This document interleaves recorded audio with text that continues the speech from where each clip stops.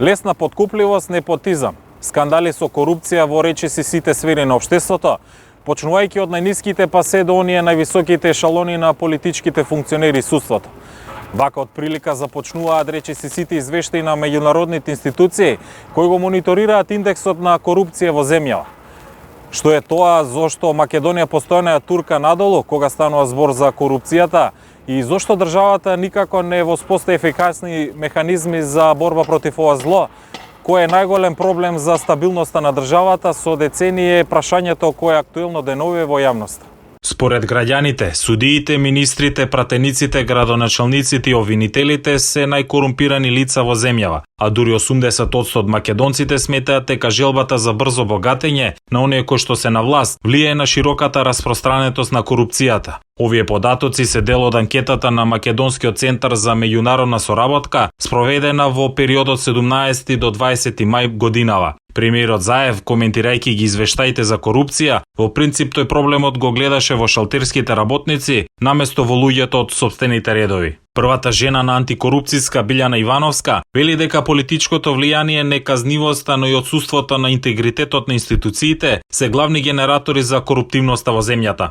Ние повеќе пати истакнуваме дека главните ризици од корупција кои што ги направивме проценувајќи ги при подготовка на националната стратегија, се уште постојат и се уште се на високо ниво, а тоа се политичкото влијание, неказнивоста, отсуството на интегритет, но и недоволната транспарентност. Пред се би го извојила политичкото влијание и неказнивоста, нешто што директно допира до граѓаните и влие на нивното чувство дека со корупцијата тешко се може да се справат.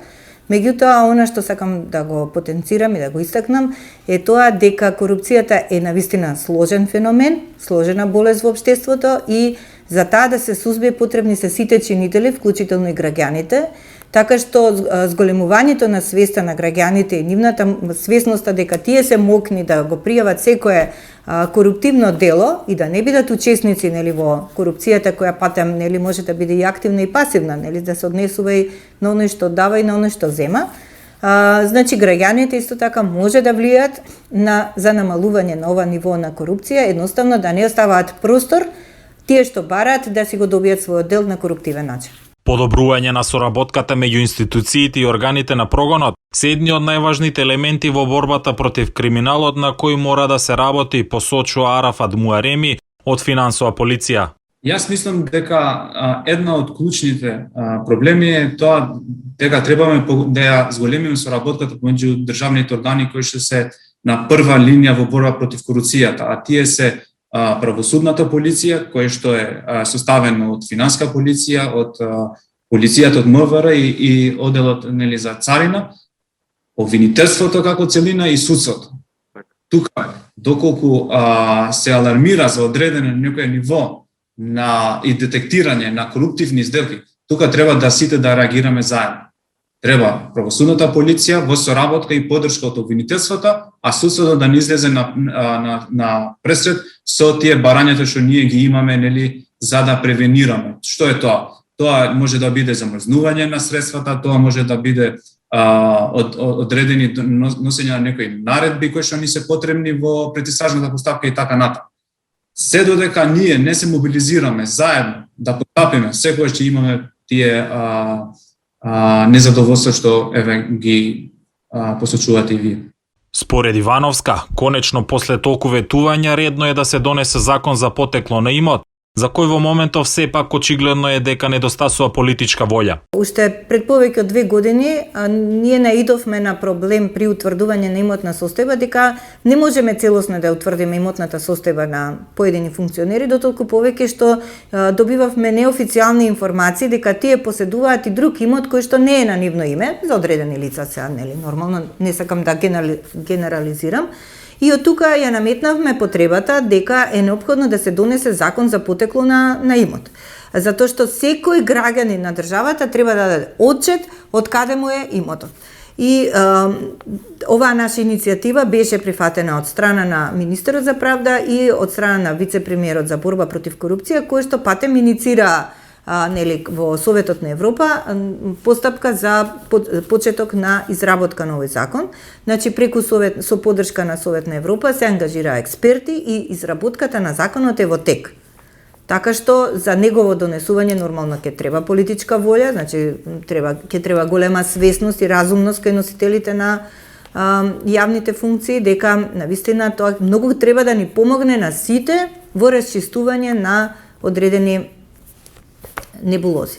Слично како Ивановска, размислува и Муареме околу законот за потекло на имот и додава дека при носењето на решението мора да се вметни и одредба за конфискација на имот. Тоа е дека немало досега политичка волја, да се разбереме, бидејќи ако се носи таков закон, меѓу првите кои што навистина инсистирал за да се донесе тој закон бев и јас лично, бидејќи од сегашната законска рамка која што ние на располагање на органите на прогон не ги исполнува сите тие критериуми кои што бидејќи имаме евалуација на криминалот, нели, тоа јас можам да го кажам дека имаме реформи прават, како се прават нели органите на државата, така и криминалот еволуира и се апсолутно се прилагодува нели кон тоа што како државата нели сака да се бори против таа појава и нормално имаме одбранбени системи од страна на криминалците кои што барат начини како да ги пристапнуваат тие законски рамки кои што ги носи нели државата против таа појава.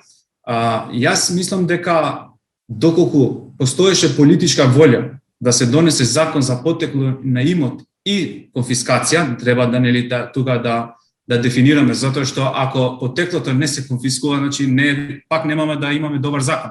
Треба да биде закон за потекло на имот и конфискација на тој имот, доколку се утврдува дека е од незаконити действија добиено тој закон,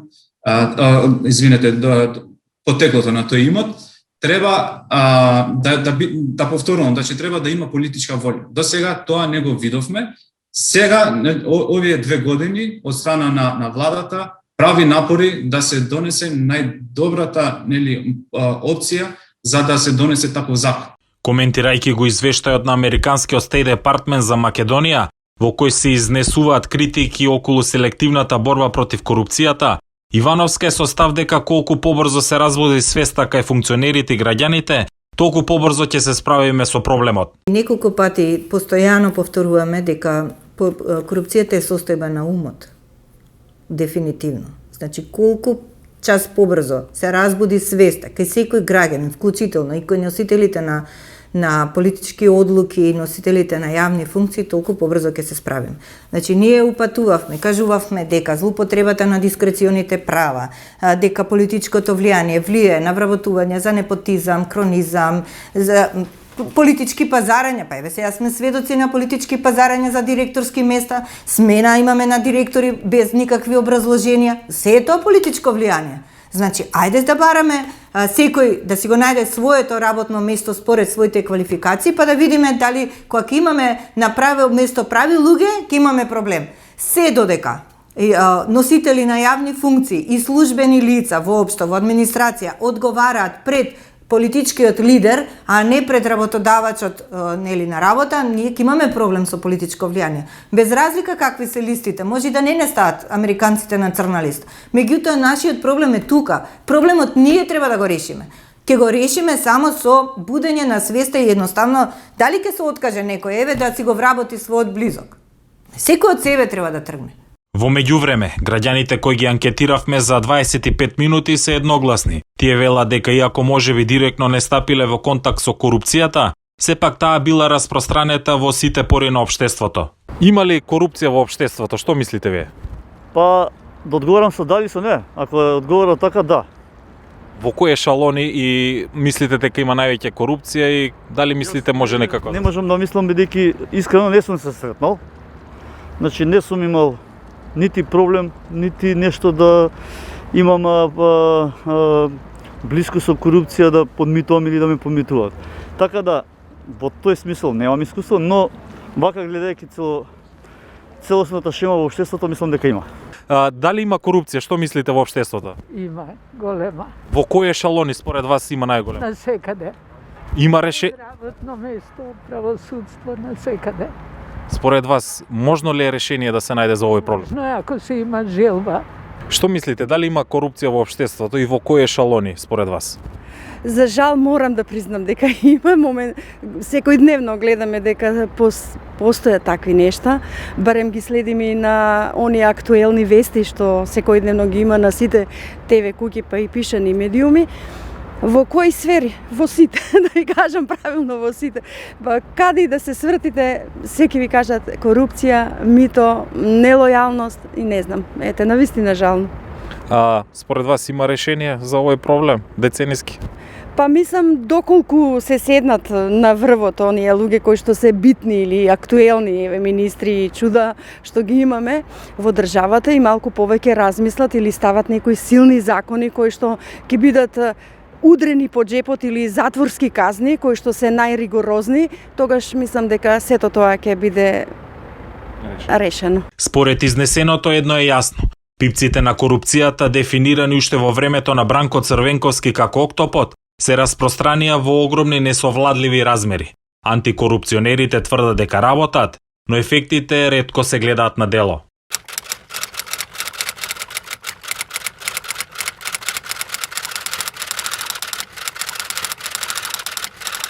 Филков најголем проблем во сите извештаи на странските институции и организации останува апострофирана корупцијата.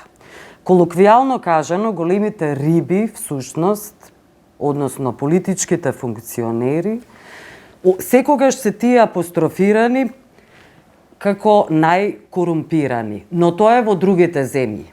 Тоа не е случај со Македонија. Јас мислам дека во корупцијата се сите.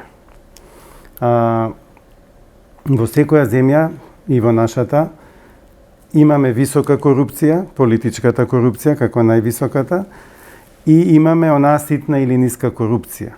Така што не можеме да речеме дека корупцијата е само во врвот или како што беше корупцијата е во администрацијата и така натаму. На повеќе ниво е корупцијата и но не велам дека еднава корупција е полоша или подобра од другата, сепак сметам дека ако прво треба да се нападне и да се бориме најмногу и најжестоко, тоа е со високата корупција, оти таа во себе вклучува и многу повеќе пари. Ние сите треба секој ден да си кажуваме дека корупцијата значи помалку пари за луѓето, за граѓаните, значи полоши патишта, значи полоши здравствени услуги, значи редици кои ќе одиме да чекаме, врски за да не прими лекарот преку ред, врски да добиеме дозвола за изградба на куќа ако не треба да ја добиеме и така натаму. Сето тоа значи корупција, лошо образование, последни на листата на меѓународните истражувања. Сето тоа е дел на корупцијата и ако така сватиме која е од другата страна цената на корупцијата што ја плаќаме, ќе сватиме дека таа е во сите пори, од најниските до запишување на дете во градинка бидејќи групата нема место, до највисоката политичката корупција. Да, пластично објаснивте и сепак Заев пред известно време посочи дека најголемиот проблем, и вие ги посочивте, ги споменавте и нив, се луѓето кои се зад шалтерите или она ситна администрација, ситна не во пежоративна смисла се разбира, да. Зошто не се свесни македонските политичари за високата корупција во сопствените редови? Мислам дека се свесни затоа што ако погледнеме кои луѓе се во притвор, во затвор и осудени за корупција, тоа се високи функционери. Многу малку има од ниските функционери. Исто така и тука мислам дека корупцијата е се заедно, затоа што големата ја овозможува и малата, а распространетоста на малата ја олеснува големата. Тоа е така затоа што во Македонија корупцијата е уште многу исплатлива. Има мал ризик да одите во затвор, има за сите овие 30 години само неколку луѓе. Значи е исплатливо, ризикот е мал, вреди да се жртвува, а како што гледаме конфискација на пари, заплена на имот не постои во пракса, што значи дека парите остануваат на тие што ги украле и после ако ги осудат или никогаш нема да стигнат да одат во затвор, парите им остануваат. Многу би било подобро ако парите веднаш им се прекинат, па да не можат со тие пари плюс и да корумпираат натаму во процесот, суди, обвинители и било кој. Им се замрзнат Да им се сите замрзнат финансиски веднаш средства. пристапот до пари и веќе да навистина немаат со парите, не можат да прават такви работи. Да располагаат и понатаму да оди тој процес на корумпирање. Да. Споменавте замрзнување на имот и така натаму. Зошто потеклото на имот никогаш не е ставено на маса кога станува збор за судски процеси, односно предистражни дејства? Еве и во антикорупцијска политиката на антикорупцијска никогаш не е потеклото на имот кога се дава имотната состојба. И тоа да биде некаква појдовна точка подоцна на финансиската полиција и така натаму надлежните институции. Поентата на пријавување на имотот и имотната состојба, дента која ќе стапите на функција и дента која ќе ви заврши мандатот, е токму тоа да не се збогатите нелегално во тој период. Тоа е наивно гледање.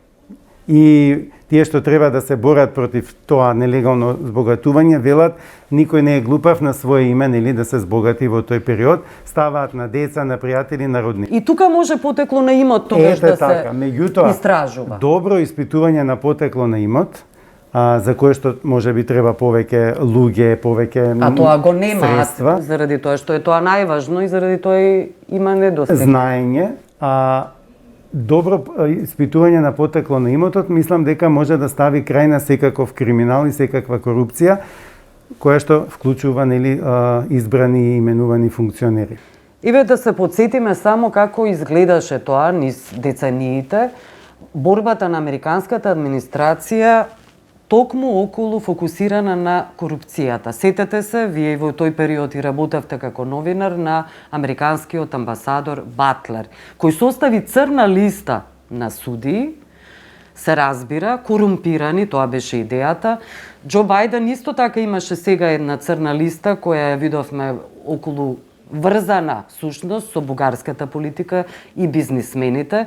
Таа не продре многу во Македонија, црна листа, но има најави дека тоа ќе се случи. Но таа борба, и зошто е таа борба всушност фокусот, зашто корупцијата всушност представува обратен процес на гарантор на стабилност, односно нестабилност на една земја. Сега веќе не е тероризмот, туку е корупцијата. Зошто Македонија ни сите овие децении не направи ниту било какви напори и покрај американската, се разбира, помош, која финансиска огромна, во идеи, во луѓе, ресурси, беше искористена, очигледно, но во погрешен правец.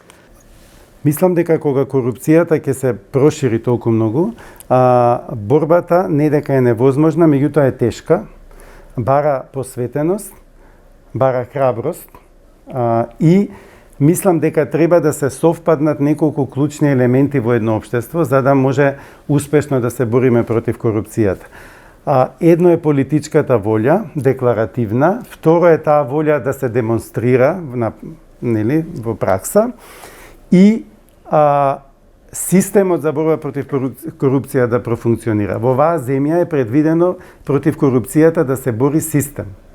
Како што и корупцијата е системска и борбата треба да биде системска. Имаме многу институции кои што секоја треба да си ја врши својата.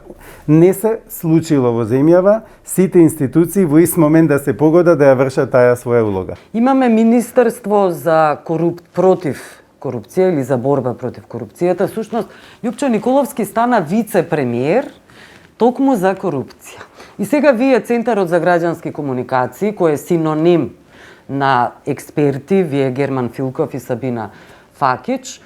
Значи, вие, моето прашање се однесува на вашата соработка, предпоставувам дека има некаква соработка, дека тој има потреба од вас, предпоставувам, како министерство некое во борбата против корупција.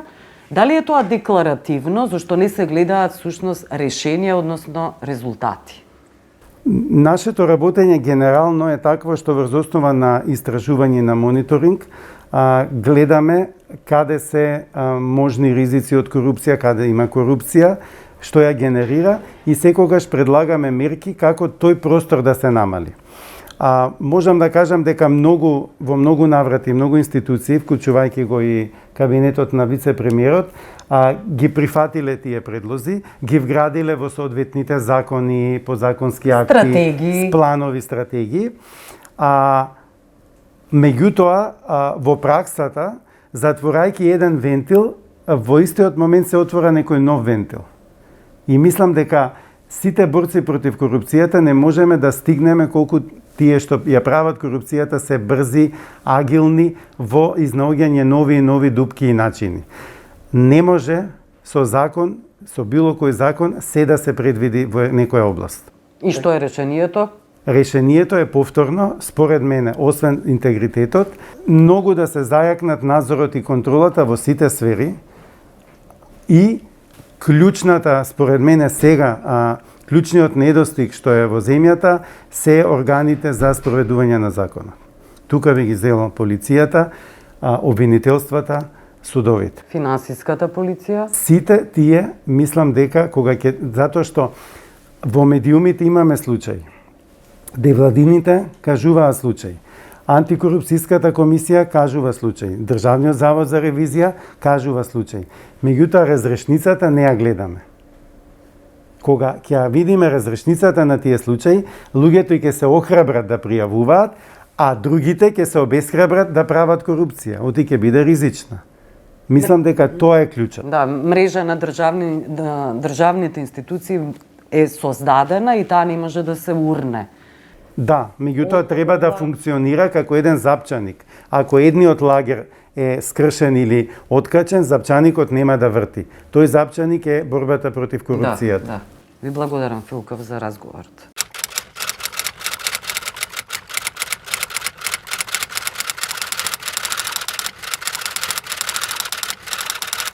Тања Милевска, ти како дописник од Брисел, практично ја имаш во раце, во дланки, целата Европска Унија. Одличен познавач си на сите состојби во земјите членки на Европската Унија и сега токму тоа е прашањето.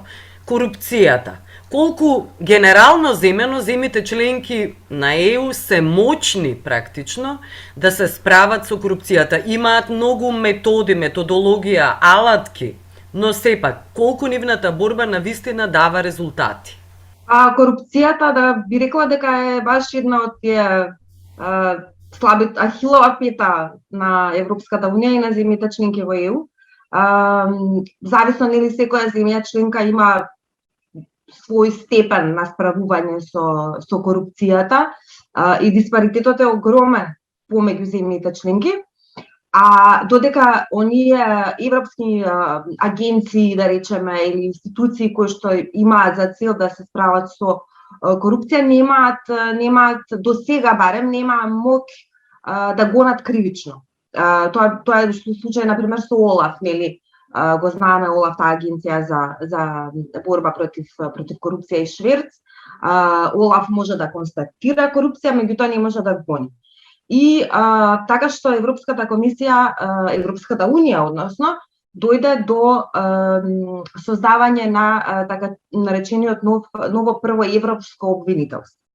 Првото европско обвинителство почна со работа на 1 јуни оваа година и го води романката Лаура Ковеси, која што беше нели под страшни напади од страна на романската власт, претходната романска власт, токму поради нејзината одлучност и решителност да се справи со корупцијата во нејзината земја. Европското обвинителство, оно што е важно да се каже дека не сите земји учествуваат во тоа обвинителство. Значи 4 или 5 земји одлучија да не се придружат кон тој проект, меѓу нив се Унгарија и Полска, каде што се разбира и корупцијата се смета дека е меѓу највисоките. Ова се нарекува засилена соработка. Сепак, мнозинството земји членки учествуваат во овој проект и она што е добро е што прво обвинителството има можност кривично да гони транснационална корупција која е поврзана за буџетот на ЕУ неплаќање на ДДВ и така натаму и така натаму. Ова е прва вистинска алатка со заби на Европската Унија за справување со корупција надвор од националните граници. Тања Милевска, ти благодарам за овој разговор. Задоволство.